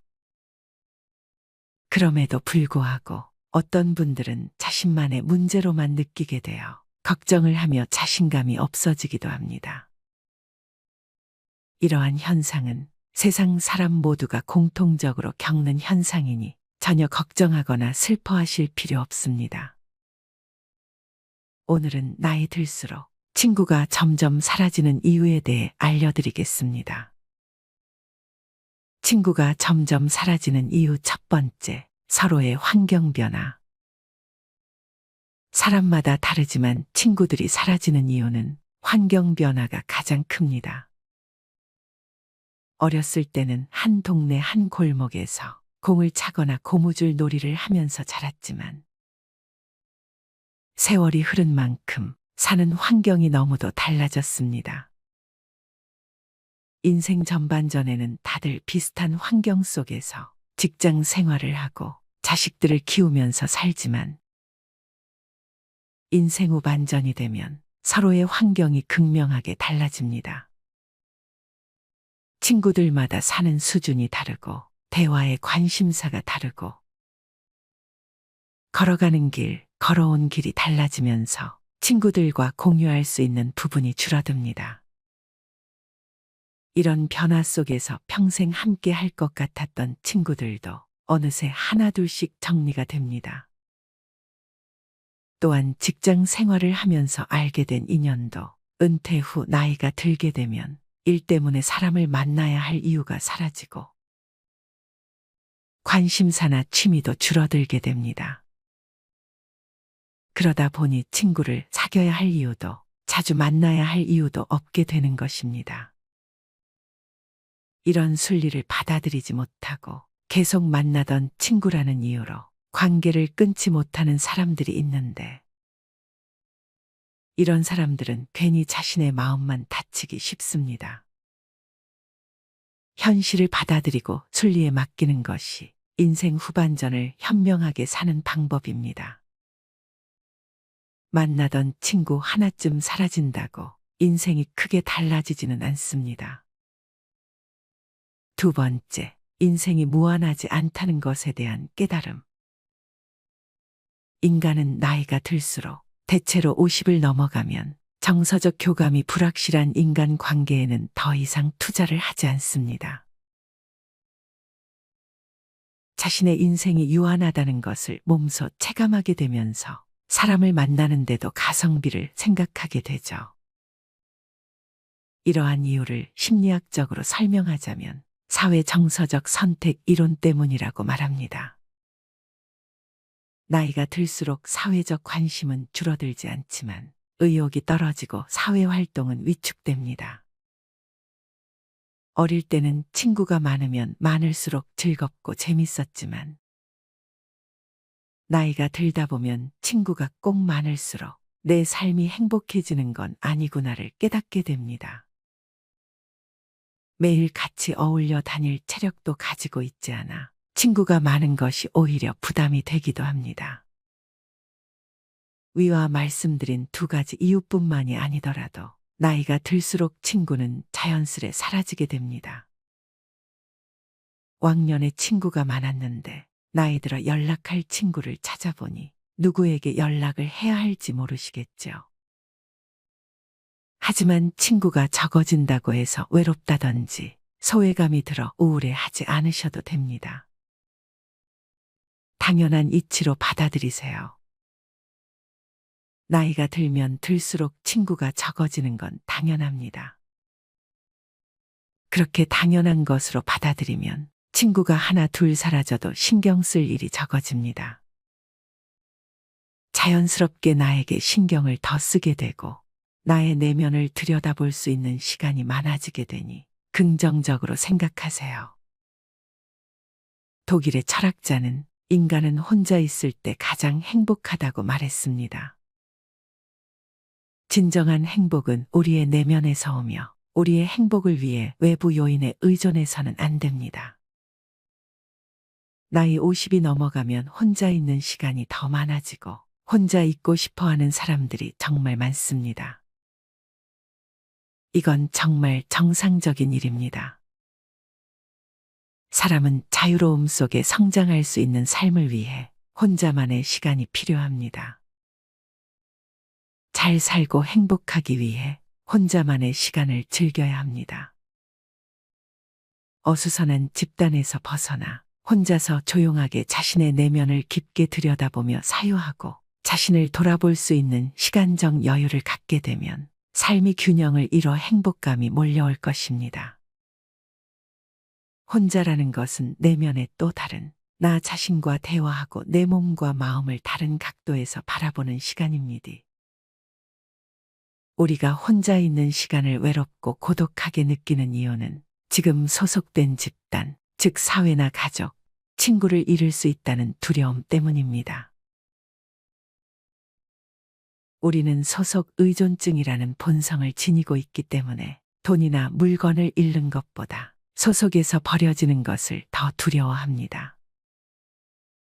결국 소속 의존증을 극복하고 혼자 있는 시간을 즐길 수 있게 되면 인간관계에서 오는 스트레스에서 벗어나 밝고 상쾌한 나 자신을 만날 수 있습니다. 인생 후반전에는 우리 삶과 우선순위를 반성하는 시기이며 생각을 정리하는 시간이 필요합니다. 혼자 있는 시간이 꼭 외로움을 의미하는 것만은 아니며 오히려 이 시간을 잘 활용하면 과거에 몰랐던 나의 삶과 인생을 다시 살펴볼 수 있는 좋은 기회를 제공할 것입니다. 혼자만의 시간을 즐기는 순간 자신감과 자존감을 올라가게 될 것입니다. 물론 인생을 살다 보면 주변에 친구가 없다는 것에 슬픔을 느낄 때도 있을 겁니다. 하지만 이런 상황에서는 오히려 자신이 진짜 좋아하는 것은 무엇인지 스스로 생각해 보아야 합니다. 내가 진짜 좋아하는 취미는 무엇인지, 나는 무슨 음식을 좋아하는지 스스로에게 묻고 답해 보세요. 그렇게 답을 찾은 중년들 중에는 관심 있는 분야에 대해 즐거운 마음으로 공부를 합니다. 실제로 그렇게 유튜브도 시작하고 책도 출판하고 TV에 나오는 친구도 있습니다. 남들이 보는 시선에 얽매이지 않고 필요한 것 외에 욕심을 부리지 않는 것도 중요합니다. 이렇게 하면 후회할 일도 미련도 없어집니다. 더 이상 홀로 남는 것을 두려워하지 말고 혼자여도 행복한 나로 살아가야 합니다. 또한 혼자서도 잘 지내는 사람들은 스스로에 대해 잘 알고 마음에 여유가 있어 다른 사람을 배려할 줄 압니다. 그렇다면 과연 이들이 혼자서도 편안하고 안정감을 느끼는 비결은 무엇일까요? 마지막으로 혼자서도 잘 지내는 사람들의 4가지 특징과 그 이유에 대해 알려드리고 마치겠습니다. 첫 번째는 타인에게 의지하지 않는 것입니다. 옆에 누군가 있어야 마음이 편한 사람은 자기도 모르는 사이에 상대에게 의지하고 심지어 집착하는 경우도 있습니다. 관계가 틀어질까봐 부당한 일도 참고 넘기며 상대방의 기준에 맞춰 자신을 희생합니다. 이에 상대에 대한 불만이 쌓이고 상처받는 상황이 반복됩니다. 반면 친구 없이도 혼자 잘 사는 사람들은 스스로를 지지하고 스스로에게 만족합니다. 그래서 자신의 마음을 성숙하게 다스릴 줄 압니다. 자기 기준이 명확하고 상대가 선을 넘는 경우에도 굳이 참고 희생하지 않습니다. 어떤 문제가 생겨도 스스로 해결할 힘을 갖고 있기 때문에 아쉬울 것이 없습니다. 스스로 이겨내고 해결책을 찾다 보면 생각보다 별것 아니었다는 것을 알게 되고 오히려 지금까지 본 적 없는 새로운 자신을 발견하는 기회가 될 것입니다. 타인에게 의지하는 것은 스스로의 자유를 박탈하는 것과 같습니다. 나의 모든 순간, 모든 감정, 모든 모습을 온전히 알고 있는 건 바로 나입니다. 누구에게 보여주기 위해서가 아닌 나를 위해 여러분도 자기 자신과 친구가 되어 보시기 바랍니다. 두 번째는 자신의 내면을 채우는 활동을 합니다. 혼자 있는 시간을 우울감에 사로잡혀 쓸쓸하게 보내지 않고 독서나 명상 혹은 자기가 좋아하는 취미 활동을 하며 자신의 내면을 채우는 활동을 합니다. 그 이유는 시간을 발전적이고 생산적인 활동으로 채우기 때문입니다. 혼자 있는 것이 외롭다고 느껴서 잘 맞지 않는 사람의 기준에 맞춰가며 지내다 보면 시간이 지날수록 상처만 남게 됩니다. 이유 모를 외로움, 자존감과 자신감 하락 등 부정적인 생각은 외부의 자극에 의해 우리 삶에 지속적으로 떠올랐다 사라집니다. 하지만 혼자만의 시간에는 나를 좀먹는 생각으로부터 자신을 보호할 수 있습니다. 같은 세월을 살아도 시간을 활용하는 사람과 끌려다니는 사람의 차이는 나이가 들수록 확연한 차이로 나타납니다. 친구가 없는 사람의 이미지를 떠올려 보면 쓸쓸하고 영혼 없는 처량한 모습을 떠올리지만 실제로는 그 시간을 활용하는 사람들이 오히려 활력이 넘치고 인생을 즐기며 살아갑니다. 하고 싶지만 시간이 없어 미뤄오던 일들을 오늘부터 시작하고 나의 가치관과 취향을 발전시키고 시간의 농도를 깊이 있게 활용해 보시기 바랍니다. 세 번째는 새로운 도전을 두려워하지 않는 것입니다. 친구 없이 잘 사는 사람들의 대다수가 공통적으로 가지고 있는 특징은 자기만의 취미나 새로운 활동에 도전하고 이루고 싶은 꿈이나 목표를 실행으로 옮긴다는 것입니다. 항상 사람들 속에 섞여 살아가다 보면 새로운 일이나 취미를 시작하기 전에 사람들에게 그 일이 괜찮은지 물어보고 주변으로부터 확신을 얻으려고 합니다.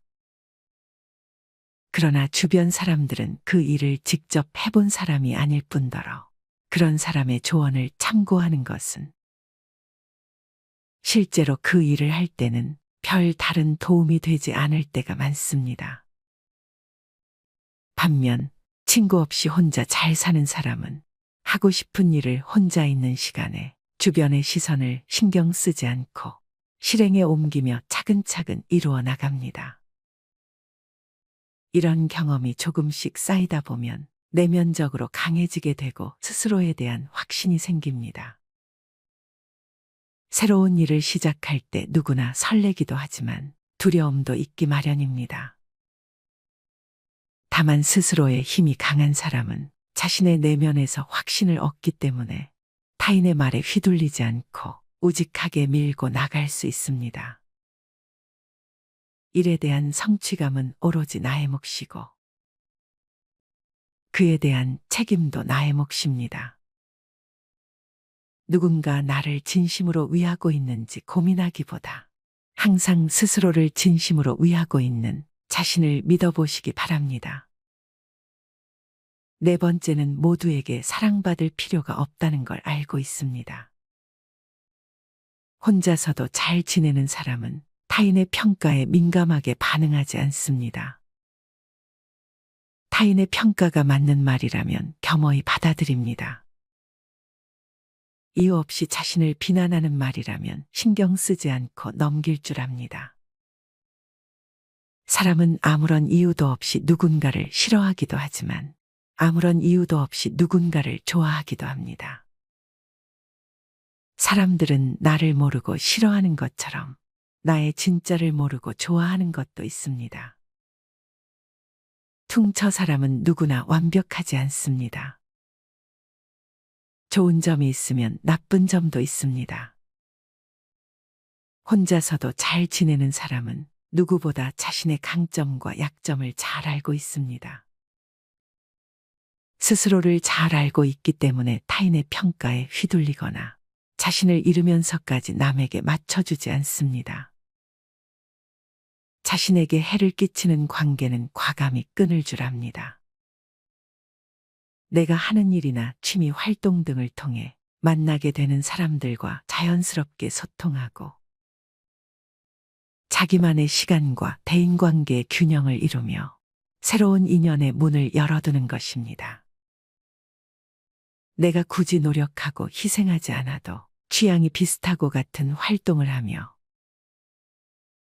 자연스럽게 관계를 맺어가는 삶은 주변의 친구로 여길 사람이 있든 없든 연연하지 않고 혼자가 되는 것이 두렵지 않은 삶을 사는 지혜입니다. 혼자 있는 것을 힘들어하는 사람들은 그 공허함을 채우려고 노력함으로써 스트레스를 받는 경우가 많습니다. 대부분의 사람들이 가지는 외로움에 대한 걱정과 달리 고독을 받아들이는 사람들은 성장하고 창조하고 발전하는 데 시간을 보냅니다. 여러분은 어떠신가요? 인생을 어느 정도 살아보신 분들이라면 막상 내 인생에 정말 도움되는 사람은 별로 없다는 것을 잘 아실 것입니다.